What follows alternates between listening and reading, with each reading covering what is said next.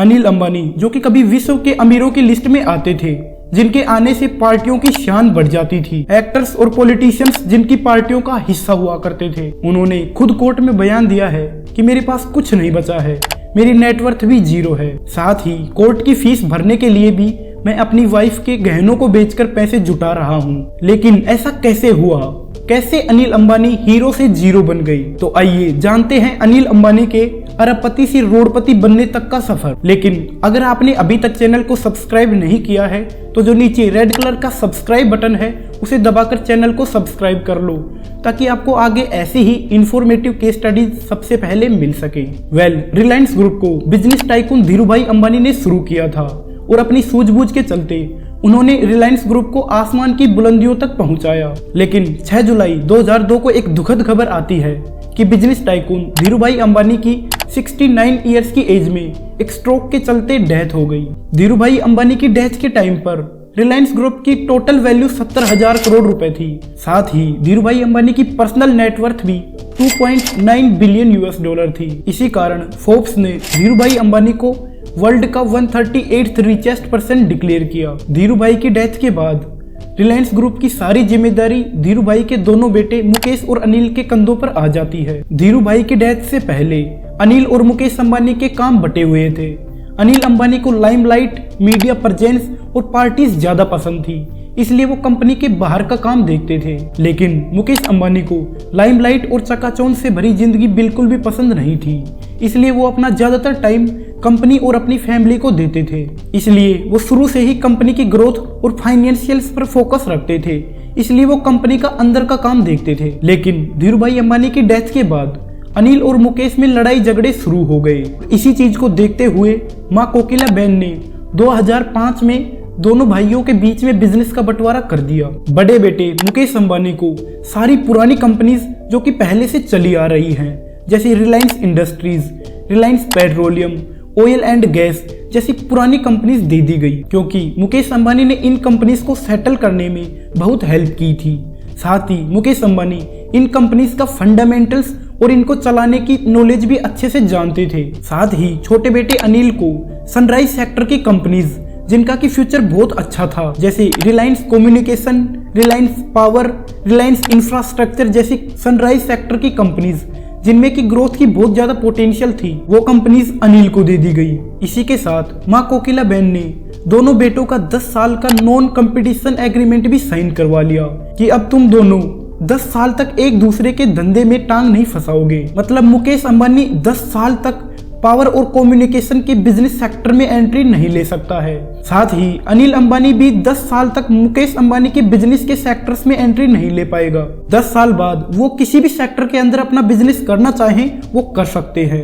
इन conditions को देखने के बाद सभी का यही मानना था कि अनिल अंबानी मुकेश अंबानी से बहुत आगे निकल जाएंगे, क्योंकि उनके पास सारी फ्यूचरिस्टिक्स कंपनीज हैं और ऐसा हुआ भी। साल 2008 में अनिल अंबानी 42 बिलियन US$ की नेटवर्थ के साथ विश्व के 6th रिचेस्ट पर्सन बने। उस टाइम पर अनिल अंबानी का गोल्डन पीरियड चल रहा था, पैसे उनके पास अच्छे खासे थे, इसलिए वो अपने बिजनेस को बहुत तेजी से एक्सपेंड करने में लग गए। तभी उन्होंने सोचा कि क्यों ना मीडिया इंडस्ट्री के अंदर एंट्री ली जाए, और इसी को देखते हुए 2005 में उन्होंने एडलैब्स फिल्म्स को खरीदा, जिसका कि आगे चलकर 2009 में रिलायंस मीडिया वर्क्स नाम रखा गया।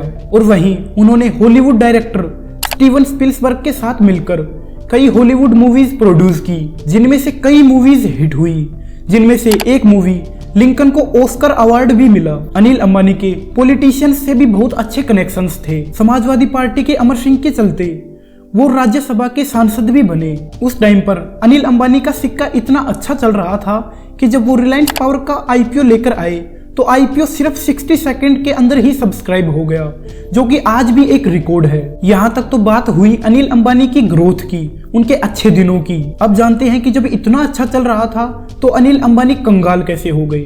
दरअसल अनिल अंबानी रिलायंस कम्युनिकेशन को टेलीकॉम इंडस्ट्री का किंग बनाना चाहते थे, इसीलिए उन्होंने 2010 के स्पेक्ट्रम ऑक्शन में 15,000 करोड़ रुपए खर्च करके 3G का लाइसेंस लिया। लेकिन वहीं ये स्पेक्ट्रम CDMA टेक्नोलॉजी पर वर्क करते थे, जिनमें 2G और 3G तो बहुत अच्छा चलता था, लेकिन ये स्पेक्ट्रम्स 4G सर्विसेज को सपोर्ट नहीं करते थे, क्योंकि अनिल अंबानी ने फ्यूचर पर बिल्कुल भी ध्यान नहीं दिया कि आगे 4G का टाइम है। इसीलिए आरकॉम बाकी GSM बेस्ड टेलीकॉम कंपनीज से बिछड़ने लगी और तभी 2016 में जियो ने मार्केट के अंदर एंट्री ली और सभी टेलीकॉम कंपनीज का धंधा ठप कर दिया, क्योंकि 2016 में अनिल और मुकेश के बंटवारे को पूरे 10 साल हो चुके थे।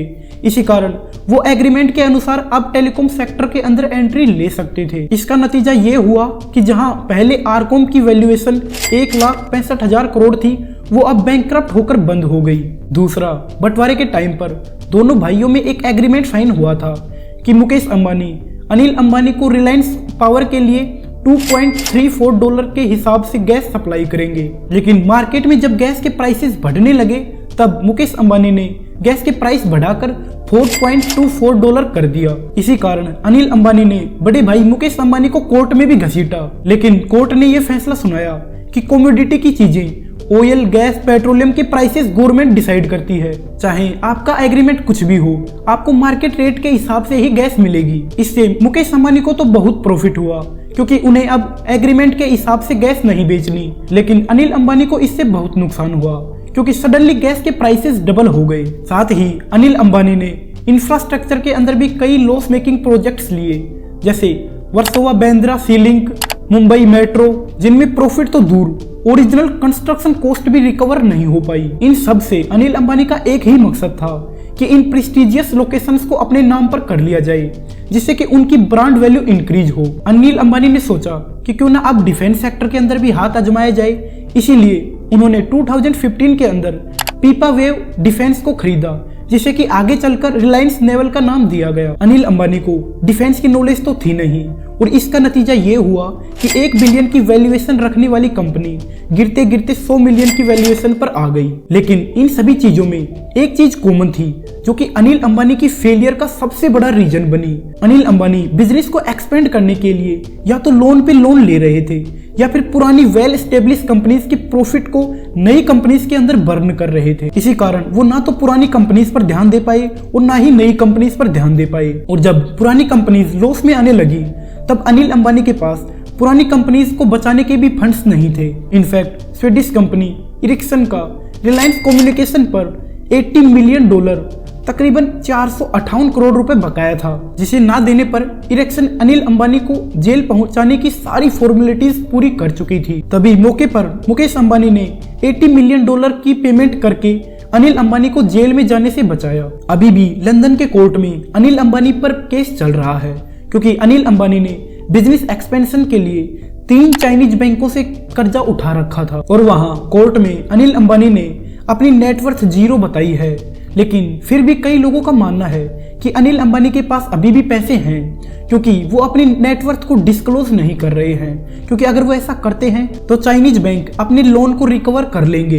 तो आज की इस केस स्टडी में हमें पहला लेसन तो यही मिलता है कि हमें लोन के बेसिस पर बिजनेस को एक्सपेंड करने पर ध्यान नहीं देना चाहिए। दूसरा, अगर हमें किसी भी सेक्टर की नॉलेज नहीं है तो हमें उस सेक्टर के अंदर अपना बिजनेस स्टेबल नहीं करना चाहिए।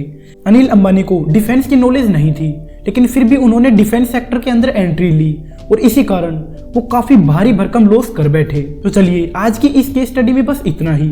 मिलते हैं आपसे जल्द ही किसी नए टॉपिक के साथ। तब तक के लिए टाटा।